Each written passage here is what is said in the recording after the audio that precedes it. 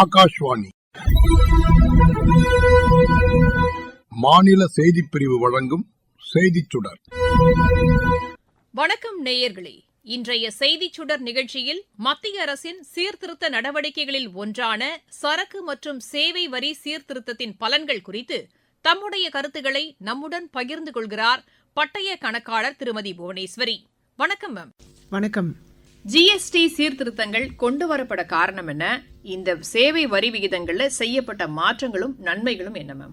நம்ம செப்டம்பர் 2025 ரொம்ப முக்கியமான ஒரு ரிஃபார்ம் இந்த ஜிஎஸ்டி 2.0 இது கொண்டு வரதுக்கு ரொம்ப முக்கியமான காரணம் என்ன அப்படின்னு பார்த்தீங்கன்னா, வளர்ந்த நாடுகள் மேலை நாடுகளில் நமக்கு ஒரு சிங்கிள் டாக்ஸ் ரேட் அந்த மாதிரி தான் நம்ம ஃபாலோ பண்ணிட்டு இருக்காங்க. இப்போ அதே மாதிரி நம்ம ஜிஎஸ்டிலையும் இதை பண்ணலாம். அதாவது நம்ம இப்போ 4 ரேட் நம்ம பார்த்துட்டு இருந்தோம். இனிமே இது ரொம்ப சிம்பிளிஃபை ஆகி 2 ரேட் ஸ்ட்ரக்சர்ல நம்ம இது கொண்டு போகலாம் அப்படிங்கிறதுக்கான ரிஃபார்ம் தான் இந்த ரொம்ப வெரி இம்பார்ட்டன்ட் ரிஃபார்ம் அப்படின்னு சொல்லலாம். முக்கியமா நம்ம உள்நாட்டு தயாரிப்பை பூஸ்ட் பண்ணணும், மோட்டிவேட் பண்ணணும். ஏன்னா வரியை குறைக்கும் போது அதுக்கான உற்பத்தி செலவும் இந்த இடத்துல கம்மியாகிறதுக்கு நிறைய வாய்ப்பு இருக்கு. அப்போ நம்மளுடைய மேனுஃபேக்சரிங் கெப்பாசிட்டியும் இந்த இடத்துல அதிகமாகும். அதுவும் ஒன் ஆஃப் தி ரீசன். அதே மாதிரி 4 ரேட் இருக்கும் போது இந்த இடத்துல அந்த கம்ப்ளையன்ஸ் பர்டன் அப்படிங்கிற ஒரு விஷயம் எல்லா டாக்ஸ் பேயர் மத்தியிலையும் நம்மளால அதை பார்க்க முடிஞ்சது. இப்ப 4 ரேட்டா இருக்கிறது 2 ரேட்டா ரொம்ப சிம்பிளிஃபைடா குறைக்கும் பொழுது அந்த கம்ப்ளையன்ஸ் இந்த இடத்துல இன்னும் ஈஸியா அவங்களால பண்ண முடியும் அப்படிங்கிற நோக்கத்தோடு கொண்டு வந்ததா இந்த ஜிஎஸ்டி 2.0. நிச்சயமா மேம். அதாவது சென்ற ஆண்டு பாத்தீங்கன்னா மத்திய அரசு சீர்திருத்தங்களோட ஆண்டு அப்படின்னு தான் சொல்றாங்க. ஏன்னா அவ்வளவு சீர்திருத்தங்கள் நாட்டு நலனை முன்வைத்து நிறைய விஷயங்கள் மேற்கொள்ளப்பட்டன. அதுல ஒரு பெரிய சீர்திருத்தம் அப்படின்னு சொன்னா இந்த சரக்கு மற்றும் சேவை வரி சீர்திருத்தம் அப்படின்னு சொல்லலாம். இது நிறைய நன்மைகளை ஏற்படுத்தி இருக்கு. அதை நம்ம கண்கூடாவே பார்க்கிறோம். இந்த வரி விகிதங்கள்ல மாற்றங்கள் செய்யப்பட்டது அப்படின்னு சொன்னீங்க இல்லையா மேம்? இதற்கு முன்பா 4 விகிதங்கள்ல இருந்தது, இப்ப 2 விகிதங்களா மாற்றப்பட்டிருக்கு. இதற்கு முன்பாக என்னென்ன விகிதங்கள்ல இருந்துச்சு, இப்ப இருக்கக்கூடிய அந்த 2 விகிதங்கள் இதை பத்தி கொஞ்சம் விளக்கமா சொல்லுங்க. இதுக்கு முன்னாடி பாத்தீங்கன்னா நமக்கு 4 டயர் ஸ்ட்ரக்சர் அப்படின்னு சொல்லுவோம். அதாவது 5%, 12, 18, 28 அப்படின்னு இருந்தது. இப்போ இது கம்ப்ளீட்டா 2 டயரா மாத்திருக்காங்க. 5%, 18% தான் இப்போ ப்ரிவேலிங் ரேட்டா இருக்கு. அப்ப அந்த 28, 12 அப்படிங்கறது முற்றிலுமாக மாற்றப்பட்டது இந்த ரிஃபார்ம்ல. நிச்சயமா. இப்போ எந்தெந்த பொருட்களுக்கு அதிகப்படியான வரி விகிதம் விதிக்கப்பட்டிருக்கு மேம்?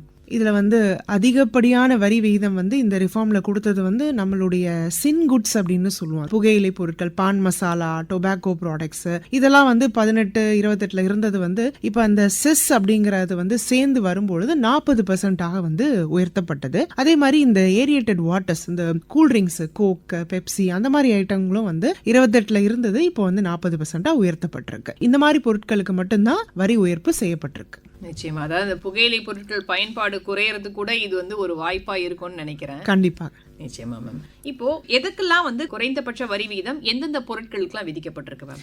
மக்கள் அன்றாடம் எவ்ரிடே எசென்ஷியல்னு சொல்லுவோம். அன்றாடம் பயன்படுத்தக்கூடிய எல்லா பொருட்களுக்குமே இந்த வரி குறைச்சிருக்காங்க. நம்ம டெய்லி காலையில எழுந்து யூஸ் பண்ற அந்த டூத் பேஸ்ட்ல இருந்து நைட்டு படுக்க போகும்போது அந்த குசுவத்தி சுருள் வரைக்குமான பொருட்களுக்கான வரி குறைப்பு செய்யப்பட்டிருக்கு. இதுல சில ஹெல்த்தியான ப்ராடக்ட்ஸும் கூட, அதாவது மக்களுடைய ஹெல்த்துக்கு சம்பந்தப்பட்ட அந்த nuts, dry fruits, vegetable oil, இது எல்லாத்துக்குமே வரி குறைப்பு செஞ்சிருக்காங்க. சாக்லேட்ஸ், இந்த சுகர் கன்ஃபெக்ஷனரி, மில்க் சார்ந்த சில குளிர்பானங்கள், ஸ்நாக்ஸ் ஐட்டம், பால்ல கலந்து குடிக்கக்கூடிய மால்ட் வெரைட்டிஸ், இதுக்கு எல்லாத்துக்குமே 18 இருந்தது, இப்போ இது 5% குறைக்கப்பட்டிருக்கு. நிச்சயமா. இப்போ 5% குறைக்கப்பட்டு நாம ஒரு 4 மாசத்தை கடந்து வந்துட்டோம்னு நினைக்கிறேன். இந்த வரி குறைப்பு அமலுக்கு ஒரு 4 மாசத்தை கடந்து வந்துட்டோம். இந்த 4 மாசத்துல பாத்தீங்கன்னா இந்த பொருட்கள் சார்ந்தே ஒரு குடும்பத்திற்கு எவ்வளவு பலன் கிடைச்சிருக்கும் மேம்? மக்கள் மத்தியில இதற்கான அந்த வரவேற்பு அப்படிங்கிறது அதிகரிச்சிருக்கையும் அதையும் நம்ம பார்த்திருக்கோம். அப்போ அவங்களுக்கு எவ்வளவு சேமிப்பு கிடைச்சிருக்கும் மேம் குறைந்தபட்சம்? இது கண்கூடா நம்மளாலே இதை உணர முடியும். நான் இப்போ ஜூன், ஜூலைல என் வீட்டுக்கு மளிகை பொருட்கள் வாங்கும் போது அந்த பில்லையும் அக்டோபர்ல, நவம்பர்ல என் வீட்டுக்கு மளிகை பொருட்கள் வாங்கும்போது அந்த விலையும் கம்பேர் பண்ணி பார்க்கும்பொழுது மிகப்பெரிய அளவுல இந்த காஸ்ட் குறைஞ்சிருக்கு. அத்தியாவசிய தேவை, ஒரு குடும்பத்துக்கு தேவையான பொருட்களை ஒருத்தர் வாங்கும் பொழுது கிட்டத்தட்ட நிறைய ரூபாய் அவங்களால மிச்சப்படுத்த முடிஞ்சது இந்த ரிஃபார்ம்னால. நிச்சயமா மிச்சப்படுத்த முடிஞ்சது அப்படின்னும் போது அவங்க சேமிக்கிறதுக்கான ஒரு வாய்ப்பு ஏற்பட்டிருக்கு அப்படின்னு தான் நம்ம சொல்லணும். ஏன்னா ஒரு பணத்தை வந்து மிச்சப்படுத்துறாங்க அப்படின்னா அடுத்த ஒரு விஷயத்துல வந்து நல்ல வகையில முதலீடு செய்யவோ இல்ல அவங்களுக்கு தேவையான வேற ஏதோ ஒரு பொருளை வாங்கவோ வந்து அந்த பணத்தை வந்து பயன்படுத்தி இருப்பாங்க. இப்போ வரி ரத்து செய்யப்பட்ட பொருட்களும் வந்து கூட இருக்கு இல்லையா மேம்? ஏன்னா வரி குறைக்கப்பட்ட பொருட்களும் நம்ம பார்த்திருக்கோம், வரி வந்து முற்றிலுமா ரத்து செய்யப்பட்ட பொருட்களும் இருக்கு. எதற்கெல்லாம் வரி வந்து முற்றிலுமா ரத்து செய்யப்பட்டது? வரி ரத்து செய்யப்பட்ட பொருட்கள் அப்படின்னு பாத்தீங்கன்னா நம்மளுடைய உயிர் காக்கும் மருந்துகள், லைஃப் சேவிங் ட்ரக்ஸ் அப்படின்னு நம்ம சொல்லுவோம். அதெல்லாம் வந்து நிறைய பேரால், அதாவது ஏழை மக்கள் நடுத்தர மக்களால வந்து வாங்க முடியாத அளவுக்கு வந்து சில மெடிசன்ஸோட பிரைசஸ்லாம் இருந்தது. இப்போ அதெல்லாம் குறைஞ்சிருக்கு. அப்ப எல்லாரும் அவங்களுடைய நலனை பாதுகாக்கிறதுக்கு தேவையான எல்லா மருந்துகளும் வாங்க முடியும் அப்படிங்கிற நிலைமை வந்து இப்போ இருக்கு. அதே மாதிரி இந்த ஸ்கூல் குழந்தைகள் அவங்க யூஸ் பண்ணக்கூடிய notebooks, pen, pencil, stationery products, geometry boxes, இதெல்லாம் வந்து ஒரு ஸ்கூல் ஸ்டூடெண்ட் வந்து கண்டிப்பா இதெல்லாம் வாங்கி ஆகணும், தேவையான ஒரு பொருட்கள். இதுக்கான வரி எல்லாம் வந்து கம்ப்ளீட்டா 0% மாறி இருக்கு. நிச்சயமா மேம், நீங்க குறிப்பிட்ட மாதிரி உயிர் காக்கக்கூடிய பொருட்களுக்கான அந்த மருந்துகளுக்கான வரி வந்து முற்றிலுமா வந்து ரத்து செய்யப்பட்டது. ரொம்ப வரவேற்பு கொடுத்திருக்கு அப்படின்னு தான் சொல்ல முடியும். ஏன்னா வந்து புற்றுநோய் சிகிச்சைக்கான மருந்துகள் கூட வந்து வரி வந்து முற்றிலுமா ரத்து செய்யப்பட்ட விஷயங்களே நம்ம வந்து பார்த்தோம். நிறைய பேரால வாங்க முடியாத மருந்துகள்லாம் இப்போ வந்து அவங்களுக்கு வந்து கிடைக்குது அப்படிங்கறது இந்த ரிஃபார்ம்ஸ் வந்து உறுதி செஞ்சிருக்கு அப்படின்னு தான் சொல்லணும். இப்போ வரி ரத்து செய்யப்பட்ட பொருட்கள் பத்தி சொன்னீங்க. முக்கியமா வந்து ஒரு சில துறைகளை வந்து நம்ம பார்த்தோம்னா அது இந்த வரி சீர்திருத்தங்கள் ஏற்படுத்திய நல்ல தாக்கம் அப்படின்றது நிறைய. முதல்ல வந்து ஹெல்த் செக்டாரை பார்க்கும்போது என்ன மாதிரியான பலன்களை இந்த ஜிஎஸ்டி வரி சீர்திருத்தம் கொடுத்தது மேம்? ஹெல்த் செக்டார் பொறுத்த வரைக்கும் மருத்துவ காப்பீடு இது வந்து ஒரு சர்வீஸ் செக்டார். அதாவது ஏழை மக்கள், நடுத்தர மக்கள் வந்து அவங்களுடைய வாரிசுகள் வந்து ஒரு கட்டத்தில் வந்து படிச்சு வேலையில போய் அமர்ந்த பிறகுதான் வந்து மருத்துவ காப்பீடு எடுக்க முடியுங்கிற நிலைமை வந்து நிறைய மக்கள் கிட்ட வந்து இருந்துட்டு வந்துச்சு. பட் இப்போ இந்த சூழ்நிலை இப்போ மாறி இருக்கு. ஏன்னா கம்ப்ளீட்டா வந்து இன்சூரன்ஸ் பொறுத்த வரைக்கும் ஜிஎஸ்டி வந்து அதுல 0 பண்ணியிருக்காங்க, வரியை முற்றிலுமாக நீக்கிட்டாங்க. ஸோ அப்போ அவங்களால வந்து எல்லாராலையும் மருத்துவ காப்பீடு வந்து ஒரு மனிதருக்கு வந்து ரொம்ப அத்தியாவசியமான ஒண்ணு. அப்போ எல்லாராலையும் இந்த மருத்துவ காப்பீடு எடுக்க முடியும் அப்படிங்கிற நிலைமை வந்து இந்த ரிஃபார்முக்கு அப்புறம் நமக்கு வந்திருக்கு. நிச்சயமா மேம், நம்ம அந்த தரவுகளை கூட பார்த்திருக்கோம். நிறைய பேர் வந்து மருத்துவ காப்பீடுகள் வந்து எடுத்திருக்காங்க அப்படின்ற விஷயங்களை கூட வந்து நம்ம பார்த்திருக்கோம். மேலும் வந்து எஜுகேஷன் செக்டாரை வந்து சொன்னீங்க, நீங்க முன்பே வந்து சொன்னீங்க இந்த குழந்தைங்க படிக்கிறதுக்கான அந்த எழுது பொருட்கள், பேப்பர், இந்த மாதிரி விஷயங்களுக்கான வரியும் கூட முற்றிலுமா ரத்து செய்யப்பட்டது. ஒரு தரமான எழுது பொருள், கல்விக்கான பொருட்கள் வந்து கிடைக்கிறத வந்து இது உறுதி செஞ்சிருக்கு அப்படின்னு சொல்லலாம் நினைக்கிறேன். எல்லா குழந்தைங்களுக்கும் ஒரே மாதிரியான பொருள் வந்து கிடைச்சிரும் அப்படின்ற ஒரு நம்பிக்கையை ஏற்படுத்திட்டு சொல்லலாம் நினைக்கிறேன். இதை வந்து நீங்க எப்படி பார்க்கறீங்க மேம்? என்ன மாதிரியான பொருட்களுக்கு வந்து அதுல வந்து முற்றிலுமா வந்து வரி குறைக்கப்பட்டது மேம்? கல்வித்துறை பொறுத்த வரைக்கும் நான் சொன்ன மாதிரி ஸ்டேஷனரி ஐட்டம், இந்த sharpener, crayons, exercise books, graph book, geometry box, இது எல்லாத்துலயுமே வந்து 12% இருந்த வரி இப்போ வந்து 0% வந்து மாறி இருக்கு. இதுக்கு முன்னாடி வந்து ஸ்கூல் ஃபீஸ் மட்டும் பே பண்ணிட்டு அது கூடவே இதெல்லாம் வந்து எனக்கு வந்து எக்ஸ்ட்ரா செலவு, என்னுடைய அவுட் ஆஃப் பாக்கெட் எக்ஸ்பென்சஸ் மாதிரி நான் இதெல்லாம் வந்து செலவு பண்ணாதான் ஒரு குழந்தை வந்து அந்த பள்ளியில வந்து ப்ராப்பரா வந்து படிக்க முடியும் அப்படிங்கிற நிலைமை இருந்துச்சு. இப்ப இதனுடைய வரி எல்லாம் கம்ப்ளீட்டா நீக்கப்பட்டதுனால இது எல்லாராலையும் வாங்க முடியும். ஏழை மக்கள், நடுத்தர வயது மக்கள் எல்லாராலையும் வந்து இதை அஃபோர்ட் பண்ணி வாங்க முடியும் அப்படிங்கிற நிலைமைக்கு வந்து இப்போ வந்திருக்காங்க. அப்ப கல்வி அப்படிங்கிற ஒரு விஷயம் இந்த இடத்துல வந்து எந்த விதமான ஒரு தடை இல்லாம இந்த இடத்துல போகிறதுக்கு நிறைய வாய்ப்பு இருக்கு. நிச்சயமா இந்த விஷயத்தை நீங்க சொல்லும் போது இன்னொரு விஷயத்தையும் வந்து நம்மளால வந்து எண்ணி பார்க்க முடியுது. என்னன்னா ஒரு சில குழந்தைங்க ஒரு நல்ல பொருள் வச்சிருப்பாங்க, ஒரு எரேசரோ ஷார்ப்னரோ ஏதோ ஒன்று, பென்சிலோ நல்ல பொருள் வச்சிருப்பாங்க. ஒரு சில குழந்தைங்களால அதை வாங்க முடியாத ஒரு சூழல் இருந்துச்சு, அவங்களுக்கு ஒரு ஏக்கம் கூட இருந்திருக்கும். ஆனா இன்னைக்கு எல்லாருக்கும் எல்லாமும் வாங்க முடியும் அப்படின்ற ஒரு நிலையை வந்து இந்த ரிஃபார்ம்ஸ் வந்து ஏற்படுத்தி இருக்குன்னு தான் சொல்லணும். இன்னொன்னு எசென்ஷியல் குட்ஸ் அப்படின்னு சொல்லி நீங்க முன்பே சொன்னீங்க இல்லையா மேம், அன்றாட தேவைகளுக்கான பொருட்கள் அப்படின்னு சொன்னீங்க. அது வந்து சொல்லும் போது நீங்க என்ன சொன்னீங்கன்னா நம்ம மளிகை சாமான் மாச செலவுல வந்து பாத்தீங்கன்னா எவ்வளவு குறைஞ்சிருக்குன்றத நம்மளாலே கண்கூடா பார்க்க முடியுது. எந்தெந்த பொருட்களுக்கு எவ்வளவு அளவுக்கு வந்து வரி குறைக்கப்பட்டிருக்கு மேம்? ஏன்னா பால் பொருட்களுக்கான வரி வந்து குறைக்கப்பட்டதுன்னு சொன்னாங்க, அதெல்லாம் பத்தியும் சொல்லுங்க மேம். அதாவது பால் சார்ந்த பொருட்கள், இந்த பட்டர், சீஸ் ஐட்டம்ஸ், பன்னீர், இது எல்லாமே வந்து 5% வந்து குறைச்சிருக்காங்க. இந்த சோப்ஸ், சானிட்டரி ஐட்டம்ஸ், நம்ம யூஸ் பண்ணக்கூடிய சானிட்டரி ஐட்டம்ஸ், எவ்ரிடே வாழ்றதுக்கு தேவையான உபயோகப்படுத்தக்கூடிய எல்லா பொருட்களுமே வந்து 12, 18 இருந்தது, இன்னைக்கு 5% மாறி இருக்கு. இன்னும் ஒரு சில பொருட்களை வந்து அது முற்றிலுமாக நீக்கப்பட்டிருக்கு. போட்டிருக்காங்க, 0%க்கு வந்திருக்கு. இன்னொன்று வந்து பார்த்தீங்கன்னா, இந்த பேக்கிங் செய்யப்பட்ட பொருட்கள், கடல் உணவு சார்ந்த பொருட்கள், அதெல்லாம் கூட வந்து பார்த்தீங்கன்னா முன்பு அதிக விலைக்கு இருந்துச்சு. இப்போ அதனுடைய ஜிஎஸ்டி வந்து குறைக்கப்பட்டதுனால அதனுடைய பயன்பாடும் அதிகரிச்சிருக்குன்னு சொல்றாங்களே மேம். ஆமாம், கண்டிப்பாக. ஏன்னா அதெல்லாம் வந்து இதுக்கு முன்னாடி 5%ல இருந்தது, 12%ல இருந்தது. இன்னைக்கு வந்து அது 0%க்கு மாற்றிருக்காங்க. அப்போ அதனுடைய கன்சம்ஷன் வந்து இன்னும் அதிக அளவில் இருக்கும். மக்கள் எல்லாராலையும் அதை வாங்கக்கூடிய லெவலில் இன்னைக்கு அது வித்துட்டு இருக்காங்க. நிச்சயமா. இப்போ கன்சம்ஷன் அதிகமாக இருக்கு அப்படின்னு சொல்லும்போது அதனுடைய அந்த உற்பத்தியும் கூட அதிகமாகும் அப்படின்னு சொல்லலாம் இல்லையா மேம்? முன்னாடி வந்து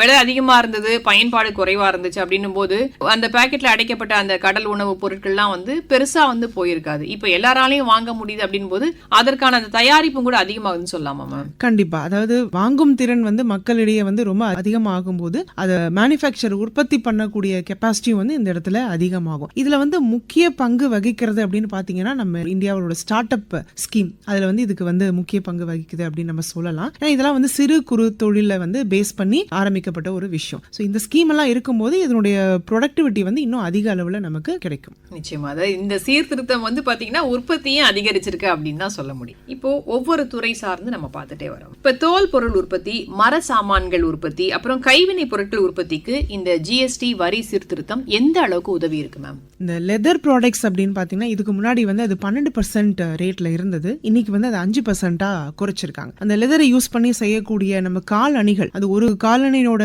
விலை வந்து 2500க்கு கீழே இருந்துச்சு அப்படின்னு சொன்னா அதுக்கு வந்து 5% ஜிஎஸ்டி தான். ஸோ அந்த மாதிரி ரேட்டை வந்து குறைக்கும் போது அதனுடைய கன்சம்ஷனும் வந்து அதிகமாகும். இந்த லெதரை யூஸ் பண்ணி நம்ம நிறைய வந்து லெதர் மேனுஃபேக்சரிங் கம்பெனி வந்து ஜாப் ஒர்க் சர்வீஸ் எடுத்து வெளியில கொடுக்குறாங்க அப்படின்னா அந்த சர்வீஸ்லயும் வந்து ரேட்டை வந்து குறைச்சிருக்காங்க. 12 இருந்தது இப்போ 5% மாறி இருக்கு. அப்ப லெதர், அந்த லெதர் சம்பந்தப்பட்ட துறை மட்டும் இல்லாம அதனுடைய சுத்தி இருக்கக்கூடிய டைரக்ட் அண்ட் இன்டைரக்ட் கம்பெனிஸ் எல்லாமே வந்து இதனுடைய பெனிஃபிட் வந்து போய் சேரும். அதே மாதிரி மரச்சாமான்களை பொறுத்த வரைக்கும் மேம், பர்னிச்சர்ஸ் அதை பொறுத்த வரைக்கும் வந்து இந்த வரி குறைப்பினுடைய தாக்கம் வந்து எந்த அளவுக்கு இருக்கு? நிறைய பொருட்கள் வந்து வாங்குறதுக்கான ஒரு வாய்ப்பு ஏற்பட்டிருக்கா மேம்? உண்மையை நீங்க வந்து சொன்னீங்க, வாங்கும் சக்தி வந்து அதிகமாகும் போது விற்பனை வந்து அதிகமாகும் அப்படின்னு சொல்லி சொன்னீங்க. இப்போ மரச்சாமான்களை பொறுத்த வரைக்கும் பாத்தீங்கன்னா இந்த வரி சீர்திருத்தம் எந்த அளவுக்கு உதவிகரமா இருக்கு மேம்? இந்த மரச்சாமான்கள் எல்லாமே இதுக்கு முன்னாடி 12%ல இருந்தது, இப்போ வந்து 5%க்கு வந்து மாறி இருக்கு. இந்த மரம் அப்படிங்கிற ஒரு விஷயம் வந்து எக்கோ ஃப்ரெண்ட்லி ப்ராடக்ட். அது மற்ற பிளாஸ்டிக் மாதிரி இல்லாம இந்த ப்ராடக்ட்னால எந்த ஒரு பாதிப்பும் வந்து நம்ம நாட்டுக்கு கிடையாது. அப்ப இதனுடைய ரேட்டை குறைக்கும் போது இதனுடைய கன்சம்ஷன் அதிகமாகும். எந்தவித பாதிப்பும் இல்லாத ஒரு சுற்றுச்சூழல் வந்து நம்ம கிட்ட இருக்கிறதுக்கு நிறைய வாய்ப்புகள் இருக்கு. நிச்சயமா. கைவினை பொருட்கள் உற்பத்தியை நம்ம வந்து பார்க்கிறோம். அதற்கான ஜிஎஸ்டியும் வந்து குறைக்கப்பட்டிருக்கும் போது அந்த கைவினை பொருட்கள் உற்பத்தியாளர்களுக்கு அது வந்து ஒரு ஊக்கம் அளிக்கக்கூடிய வகையில நிறைய விற்பனை அப்படிங்கிறது இருக்கும் இல்லையா மேம்? அதை நீங்க எப்படி பார்க்கறீங்க? இந்த கைவினை பொருட்கள் வந்து முக்கியமா வந்து நம்மளுடைய தஞ்சாவூர் பெயிண்டிங்ஸ், மாமல்லபுரம் கல் சிற்பங்கள், இதனுடைய எல்லா ரேட்டுமே வந்து 12ல இருந்தது, இன்னைக்கு வந்து 5% குறைச்சிருக்காங்க. இது எல்லாமே நம்ம நாட்டினுடைய அடையாள சின்னம் அப்படின்னு சொல்லலாம். அதாவது நம்ம கண்ட்ரியினோட கல்ச்சுரல் எக்கானமியை பிரதிபலிக்கக்கூடிய சில பொருட்கள். அப்ப இந்த பொருட்கள்ல இந்த வரி குறையும் போது, ஒரு ஃபாரின்ல இருந்து ஒருத்தவங்க டூர் வராங்க அப்படின்னா அவங்களுக்கு இதை வாங்கும் போது அந்த வரி குறைப்பு அப்படிங்கிறது அவங்களுக்கு கூட இந்த இடத்துல வந்து ஒரு பெனிஃபிட்டா அமையறதுக்கு வாய்ப்பு இருக்கு. நிச்சயமா மேம். அதாவது நாம பார்த்து இந்த 4 மாதங்கள்ல இந்த எல்லா பொருட்களுடைய உற்பத்தியும் அதிகமாயிருக்கு, விற்பனையும் அதிகமாயிருக்கு அப்படிங்கறத நம்மளால புரிந்து கொள்ள முடியுது. அதாவது எல்லாருக்கும் தரமான பொருட்கள்